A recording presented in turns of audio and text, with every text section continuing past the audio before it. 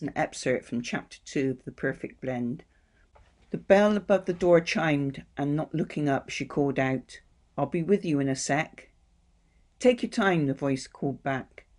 Suppressing a scream, Rachel, still armed with a cloth and spray, picked her way through the tables and chairs and flung her arms around the older woman who had walked through the door. "Get off me," the woman pleaded as she tried to bat away the arms that held her in a warm embrace. A smile played on the woman's lips as Rachel continued to embrace her. "What are you doing here?" Rachel asked. "I didn't expect you back this week." When Georgina spoke, a lump started to form in her throat, and her voice changed as she swallowed hard. "I couldn't let you do it all by yourself. It's hard enough sometimes when it was the three of us." The last couple of words seemed to lodge in her throat as a small sob escaped. Rachel pulled the woman tighter and gently replied, "I'll be fine. Simon will be here soon, and Molly is coming straight from school. We've got it covered. You don't need to be here. Why don't you go back home? I've got it under control." Georgina Turnbull gave a weak smile. "I'll feel better being here." Rachel stepped back so she was an arm's length away and scrutinized her boss, who was older than her by a good 20 years, and for once the extra years showed. The lines around Georgina's eyes, her slightly sagging jawline, and the lack of definition of her muscles seemed more pronounced. Dark shadows had formed under her slightly puffy eyes, and she seemed to have lost a few pounds. She looked tired and sad, yet Rachel felt her intelligence, her strength and her effectiveness oozing out of her pores. She had an air of confidence that surrounded her, a confidence that had nearly all been sapped from her.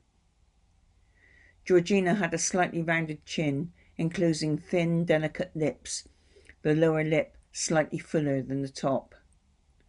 One of the corners turned up slightly.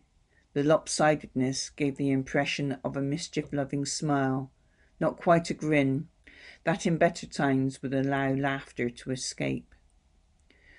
Her nose implied a Roman style, and the deep brown eyes probed hers, looking for clues. The cropped hair contained different shades of reds and browns, interspersed with many flecks of grey. The grey colour was denser at her temples and fringe.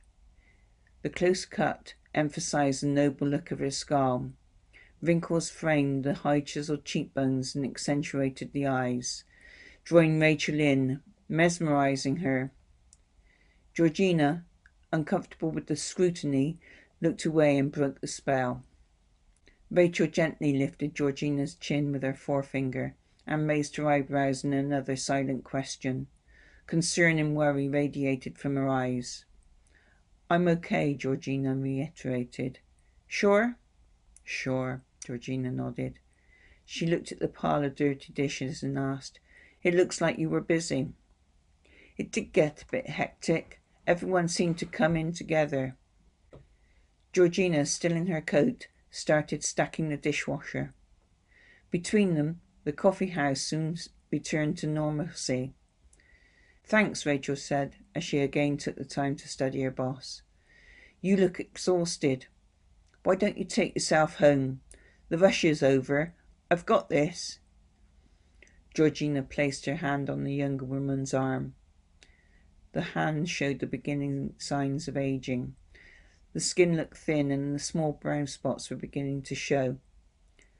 A couple of her knuckles were starting to protrude with a hint of arthritis. "I know, but as I said, I'd rather be here. I have to do something. I'm going stir-crazy staying at home, but as it's quiet I might do some paperwork out the back." Rachel nodded her understanding. She had never seen Georgina look so lost and defeated.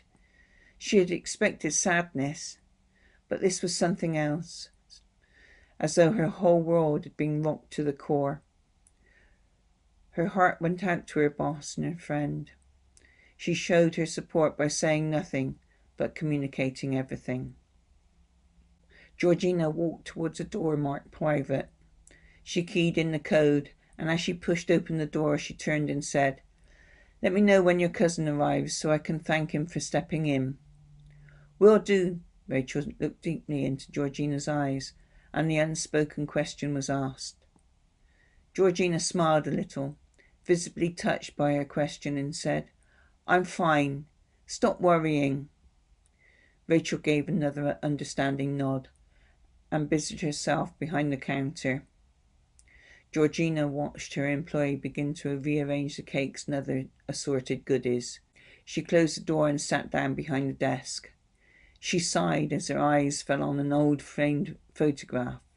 A smile played on her face as she remembered when it was taken.